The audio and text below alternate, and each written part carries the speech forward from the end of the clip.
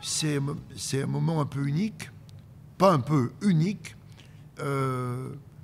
où pendant 3-4 heures, les gens vont rêver, mais pas que la nourriture. Donc c'est le cadre et le service. L'ambiance qui est créée autour, cette espèce de moment de lévitation dans lesquels les gens se retrouvent.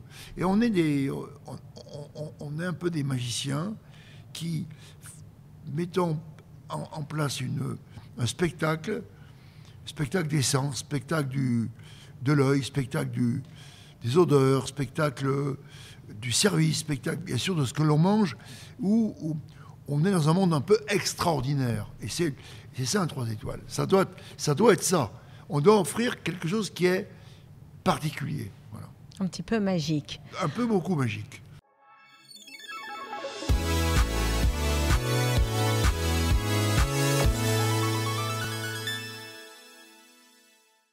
Bonjour Pierre Gagnère. Bonjour. Et bienvenue dans mon podcast French Stuff. Donc aujourd'hui, on se trouve dans votre restaurant, Pierre Bistrot, en plein cœur de Dubaï. Et vous êtes l'un des hommes donc, qui a le plus d'étoiles dans le monde, n'est-ce pas? Oui, j'aime pas trop qu'on me décrive comme un... J'essaie surtout de défendre de la qualité, voilà.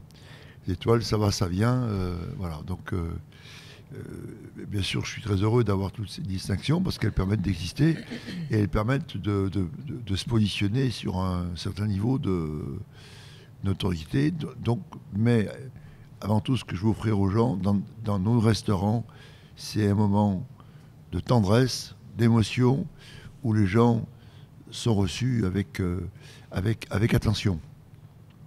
Je vois très bien ce que vous voulez dire. Parlez-moi un petit peu de vous. Qui êtes-vous, en fait? Vous, en tant que Pierre Gagnère, pas en tant que chef Pierre Gagnère. Je peux pas trop dissocier ma personnalité de mon travail. Je pense que tous les invités que tu as sont dans le même modèle. Lorsqu'on travaille, on travaille avec passion et avec professionnalisme, notre vie est engloutie par le métier. Moi, je dirais que il y a deux choses qui me passionnent et qui, avec le temps, font que c'est vraiment le cœur de ma vie. C'est produire au jour le jour, dans les différents endroits que j'anime, c'est de produire des choses qui soient honnêtes, qui soient coûteuses, qui soient un peu chargées d'émotions, parce que la cuisine, ça doit être ça. Et puis moi, ce qui me passionne, c'est ces vies qui se construisent grâce à ce métier, ces équipes qui s'agrègent autour d'un projet. Et ça, c'est extraordinaire parce que en faisant ce métier, en le faisant bien, on crée de la beauté, et cette beauté, elle se déteint sur les gens qui s'emploient à faire ça. Donc la relation humaine, du côté des équipes, pour moi, elle est presque plus importante que du côté des clients. Le client, c'est normal qu'il soit... Enfin, c'est la moindre des choses qu'il soit bien traité. Mais que derrière, dans le back-office, il se passe des choses qui sont de l'ordre de la camaraderie, de l'ordre du plaisir d'être ensemble,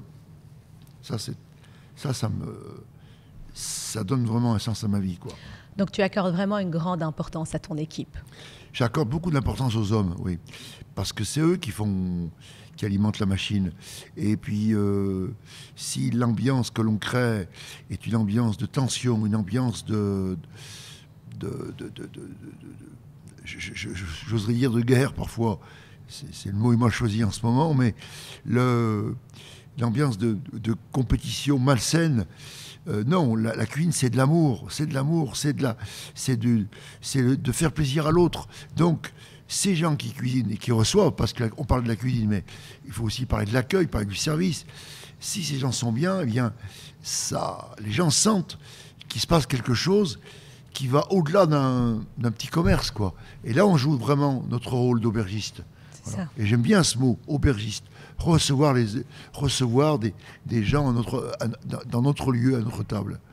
Et ça, c'est possible de le faire n'importe où. Même à Dubaï, qui est une ville un peu rude, qui est une ville qui est un peu... ça est en train de beaucoup changer, mais qui au départ était une non-ville.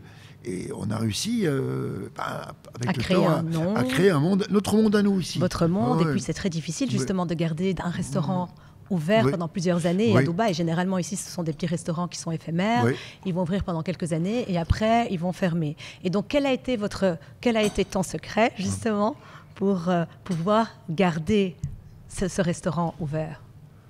Ce Pierre Bistrot. D'abord, la confiance des propriétaires qui ne nous ont pas lâchés. Les propriétaires, il y a deux points importants. Enfin, Intercontinental, donc ce groupe hôtelier, et puis le propriétaire, M. Alfoutheim, qui nous fait confiance et qui, même s'il y a eu des grands trous d'air, a toujours été à nos côtés pour maintenir ce restaurant ouvert. Non seulement ouvert, mais on l'a transformé au départ. C'était un petit restaurant gastro de 20 de places. Et puis ce restaurant, on l'a fait évoluer. On l'a fait évoluer vers un lieu plus ouvert, un peu plus léger. Et finalement, aujourd'hui, on arrive à retrouver presque un niveau, je dirais, presque de cuisine gastronomique, mais dans un lieu beaucoup plus étendu. Effectivement, on va pas s'interdire de servir une pizza ou de servir peut-être des pommes allumettes, des pommes frites. Voilà. Donc, et aujourd'hui, je crois que les gens, ils ont envie de ça, mais jusqu'à un certain point. Et moi, je suis un peu le gardien du temple. Il ne faut pas non plus faire n'importe quoi pour faire plaisir à tout le monde. En faisant plaisir à tout le monde, on ne fait plaisir à personne. Ouais. Mais généralement, donc parlant de pizza et de frites, généralement dans les étoilés, on n'en sert pas, n'est-ce pas? Mais pourquoi? Parce que je pense qu'il y aurait un moyen très noble aussi de pouvoir les travailler. Mais c'est ce qu'on fait d'ailleurs. Avec de produits nobles. C'est ce qu'on fait. C'est ce qu'on fait. Mais d'abord, ce nom bistrot, donc ça veut...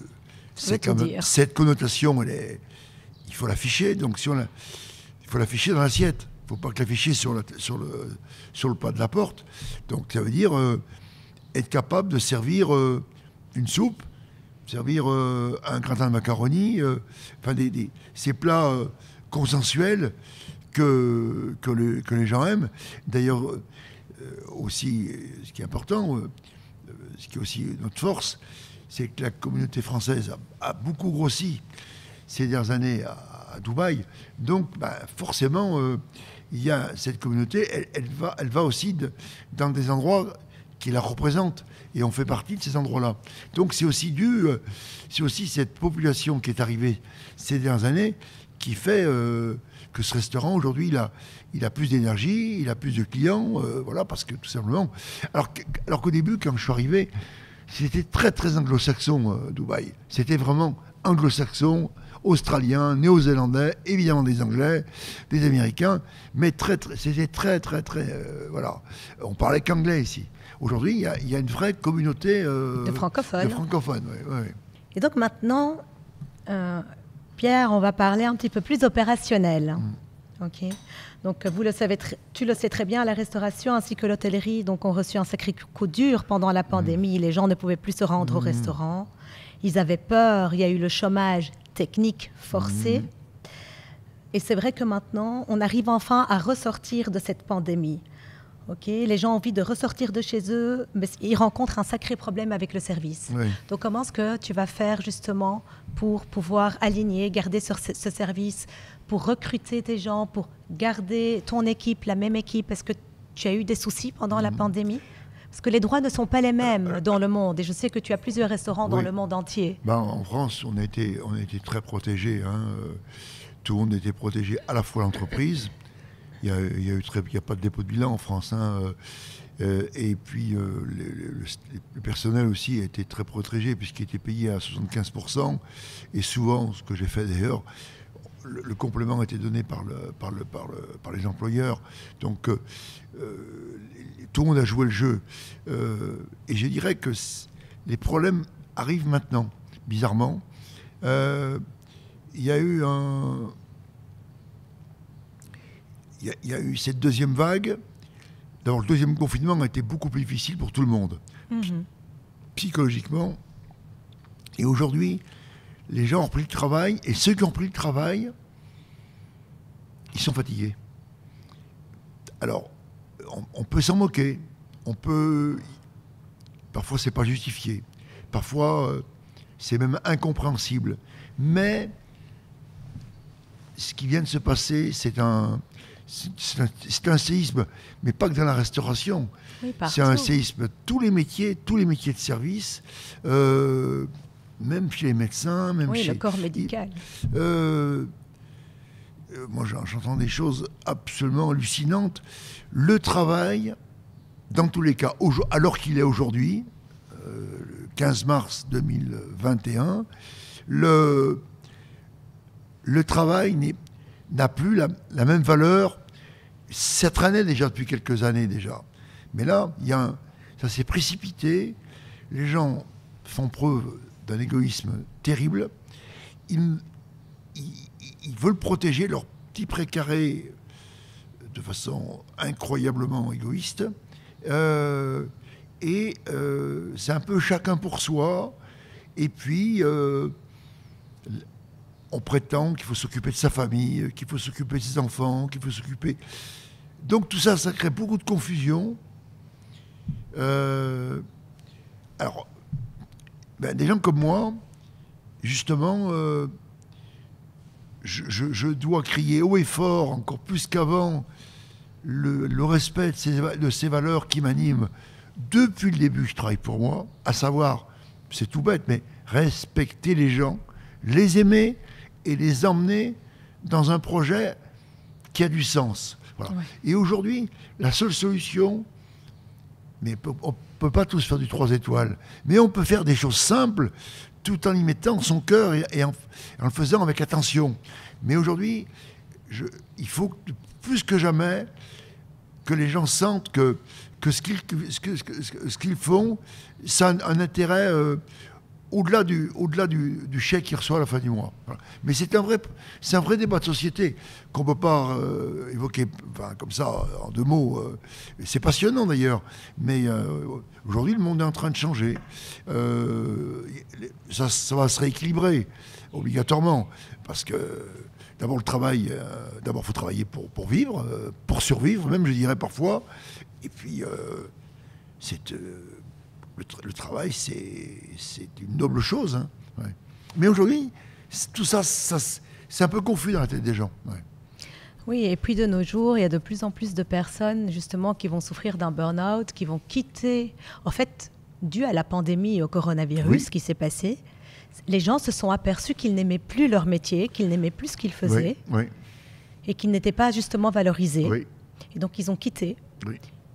Il y en a quelques-uns qui ont continué à profiter un petit peu du chômage pour ceux qui touchaient, etc., des aides.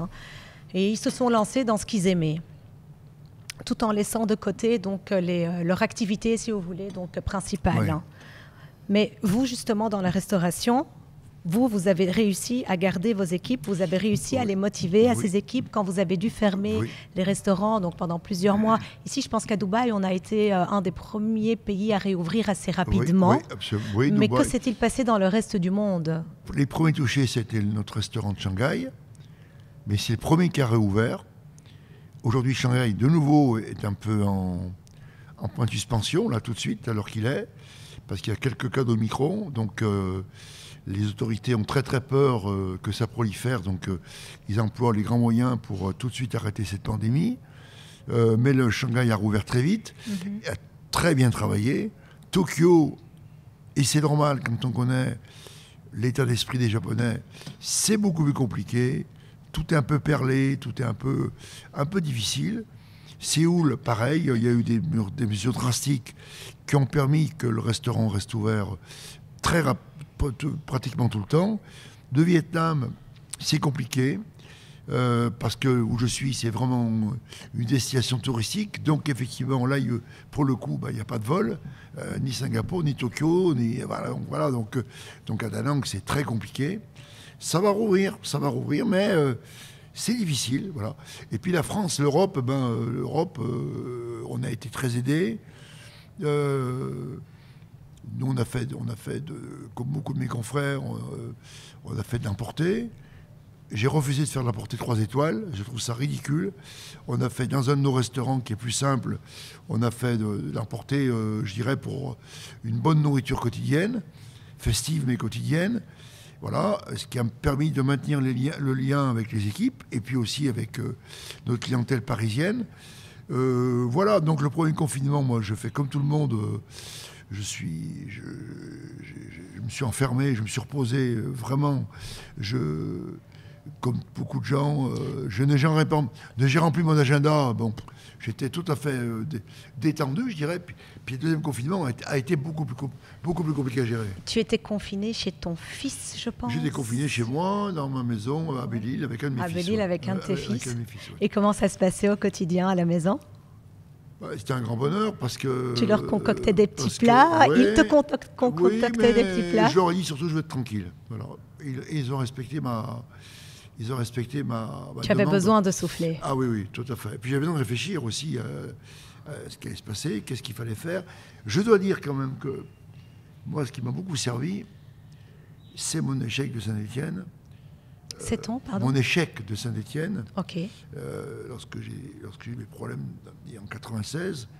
Et psychologiquement, j'ai pas du tout paniqué. D'abord, on était aidés. Et puis, on était tous dans le même bateau. Et puis, il faut le dire, on n'a jamais manqué de rien. Les supermarchés étaient pleins. Il n'y a qu'une chose qui était hallucinante, c'est le silence. C'était une espèce de monde qui était en suspension. C'était très étrange. Donc, je comprends qu'il y ait des gens qui aient pu prendre peur. Mais moi, j'ai trouvé ça assez intéressant, en fait. Après le deuxième confinement, plus compliqué, parce que là, effectivement, parce que tout le monde pensait que ça durait 8 jours, quoi. Et puis ça a été quand même beaucoup plus long. Très, très long. Ça ne se terminait pas. Et au deuxième confinement, tu étais aussi confiné dans la même maison avec ton fils ? Non. Au deuxième confinement, j'étais au travail. Et là, je travaillais, je réfléchissais. On a profité pour faire des travaux, pour faire des rénovations. Enfin, il fallait vraiment prendre ce temps mort, justement, le positiver. Moi, j'en ai profité pour rénover deux restaurants, 3 restaurants, avec des nouveaux décors, avec des choses moins visibles, refaire la clim, des carrelages, refaire un fourneau, enfin, investir en fait. Oui. Investir parce que je le savais. Ça allait reprendre. Forcément, et ça a repris. Et aujourd'hui, l'activité, elle est plutôt très bonne. Hein. Ouais. Quelle va être la différence ? Pourquoi est-ce que les gens sont si exigeants et veulent venir manger dans un 3 étoiles ? Parce que qu'est-ce qu'ils recherchent, justement ? Ils recherchent ce qu'ils n'ont pas à la maison. Il y en a qui, justement, ne recherchent pas ça. Et c'est pour ça qu'on a besoin d'un endroit comme celui-ci. Nous, à Paris, on a 2 restaurants plus simples, qui sont le Gaillard, restaurant poisson, et Pierrot, restaurant italien. Le 3 étoiles, c'est un moment un peu unique, pas un peu unique, où pendant 3-4 heures, les gens vont rêver, mais pas que la nourriture. Donc c'est le cadre et le service. L'ambiance qui est créée autour, cette espèce de moment de lévitation dans lesquels les gens se retrouvent. Et on est un peu des magiciens qui mettons en place un spectacle des sens, spectacle de l'œil, spectacle des odeurs, spectacle du service, spectacle bien sûr de ce que l'on mange, où on est dans un monde un peu extraordinaire. Et c'est ça un 3 étoiles. Ça doit être ça. On doit offrir quelque chose qui est particulier. Voilà. Un petit peu magique. Un peu beaucoup magique. Donc et parfois, ça ne marche pas. Le cadre et le service sont aussi très importants, bien et sûr. surtout le service. Et évidemment, bien sûr. Oui. Bien sûr.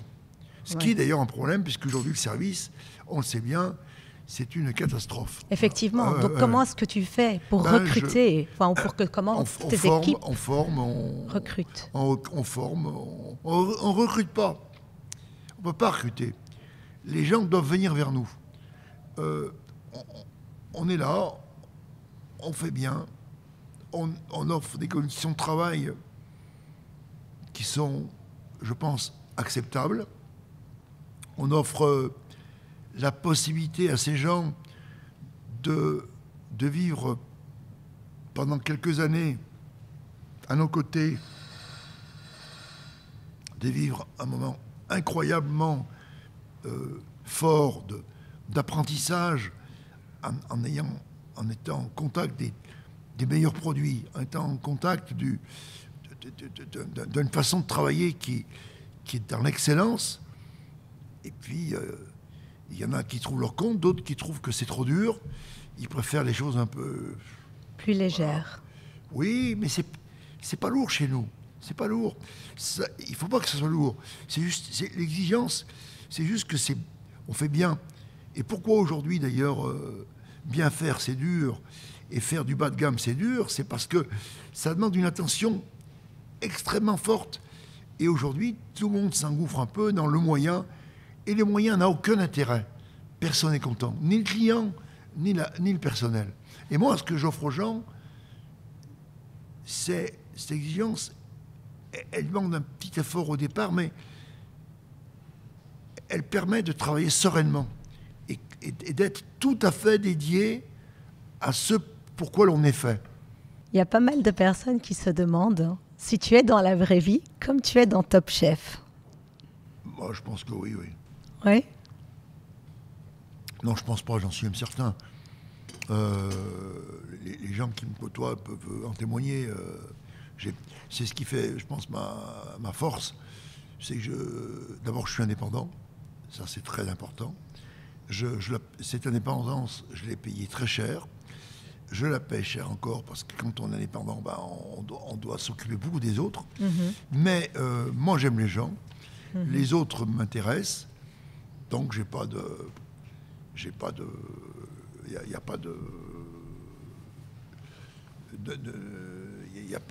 pas de barrière entre ce que je suis à la maison, ce que je suis... Non, je suis même partout, quoi. Ce qui me permet d'être assez serein, en fait. Parce que je suis maître totalement de mon destin. Ouais. Mais tu voulais participer à cette émission, justement. On m'a demandé... Qu'est-ce que ça t'a apporté? Alors, moi, au départ, on me demandait de faire partie du jury. Ça, j'ai refusé. Parce que c'était pas le bon timing pour moi, parce que c'est chronophage. Oui. Mais faire une intervention comme ça, une fois par an, c'est amusant. C'est une façon d'aller au-devant d'autres publics. Je vois ici, par exemple, à Dubaï, on a beaucoup de tables qui viennent grâce à Top Chef, justement. Alors, mais je suis pas et ça, j'en suis... Je veux pas devenir une star TV, quoi. Moi, ça m'intéresse pas. Moi, ce que je veux, c'est être jugé sur ma cuisine. Voilà. Alors, non, je suis pas dupe. On fait aussi un commerce. Donc, un commerce, j'ai la chance d'avoir les bons codes. C'est-à-dire que je suis souriant, j'aime les gens, j'ai pas peur des autres, j'ai pas peur d'aller au contact des gens qui m'entourent. Donc, pour moi, les choses sont elles sont naturelles, quoi. Voilà. Il y a pas de... Je me force pas. Voilà. Tu te forces pas. C'est bien. C'est bien, mais il faut ne pas se forcer, il faut rester naturel. C'est très important, c'est une force, au fait, en fin de compte. Il faut oser. La force, ça évite des maladies de toutes sortes en étant de soi-même. Et être soi-même, c'est aussi un apprentissage. C'est aussi savoir se poser des questions. C'est aussi savoir se remettre en question. On n'est pas soi-même à 5 ans. On devient soi-même avec le temps. Et le soi-même, il évolue jusqu'au bout. Mais être soi-même, c'est être raccord avec ses valeurs, avec ses principes, être capable de dire non, souvent non, voilà, et puis garder cette espèce d'espace vital qui permet de ne pas être oppressé par des choses avec lesquelles on n'est pas à l'aise, quoi. Et ça on le découvre peu à peu. On le découvre. On dit, ah là, Mais même si là, j'ai pas été bon. Là, j'aurais pas dû faire ça. J'aurais pas dû accepter parce que là, je vais m'engouffrer dans quelque chose qui ne me correspond pas. Ouais. Mais on doit faire des compromis, attention. Hein. Même au détriment des autres, par exemple, même si tu risques de heurter quelqu'un ou quoi que ce soit, si tu veux pas, il faut oser dire non. Ce qui est très dur, où on heurte les gens et où on devient plus crédible, c'est quand on dit oui et ensuite on se rétracte. Alors ça, c'est pas bien. Ça, c'est pas bien du tout. Mais attendez, personne ne peut vous forcer à dire oui. On peut dire oui pour être tranquille, mais ça vous rattrape. Donc, non, moi, je fais très attention à ça. Ouais. Pour protéger justement aussi ma propre santé mentale, mais aussi protéger mes équipes, les gens qui m'entourent. Parce que ces gens-là, ils comptent sur moi. Et donc, de mon comportement, va dépendre beaucoup de choses derrière. Tu es très philosophe aussi, à ce que je vois. Vraiment. Je réfléchis, oui. Oui, c'est une manière très... Hein. C'est une manière très philosophique, mais il faut, quoi. Ben oui. Quand on est responsable, et c'est la moindre des choses de faire attention à ce que l'on fait, à ce que l'on dit, bien sûr. Tout à fait. Tout à fait. Est-ce que tu as de nouveaux projets pour Alors, les projets, j'en parle pas. On a forcément des projets, mais les projets, tant qu'ils ne sont pas aboutis, il n'y a pas lieu d'en parler. Voilà. Donc, voilà. Des projets secrets, alors. Le projet, c'est de continuer, plus que jamais, à développer de la qualité, à construire des vrais liens avec les équipes qui m'entourent, parce que tout ça, ça tient aux équipes. S'il n'y a pas d'équipe, il n'y a pas de fond, quoi. Voilà. Et ça, on peut le voir dans tous les domaines. Le business, le sport, une équipe, c'est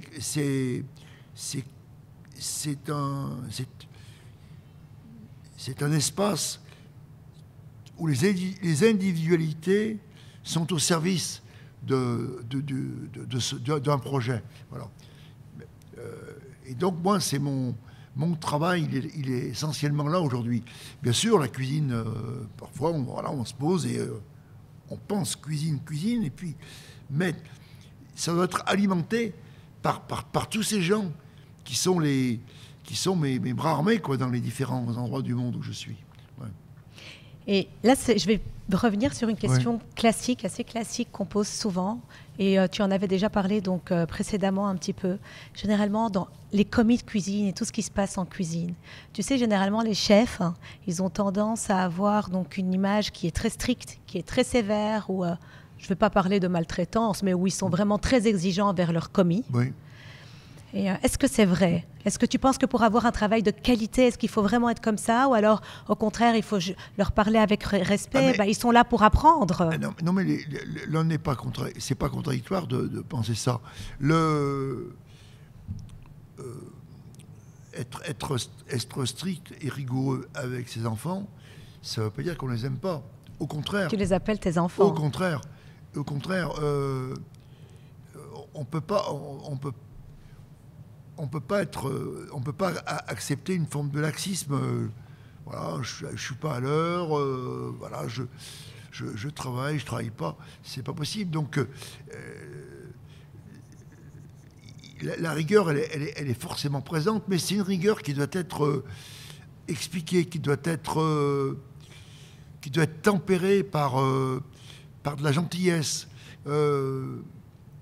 C'est une ligne qui n'est pas toujours évidente, parce qu'en face de soi, on a parfois des petits malins.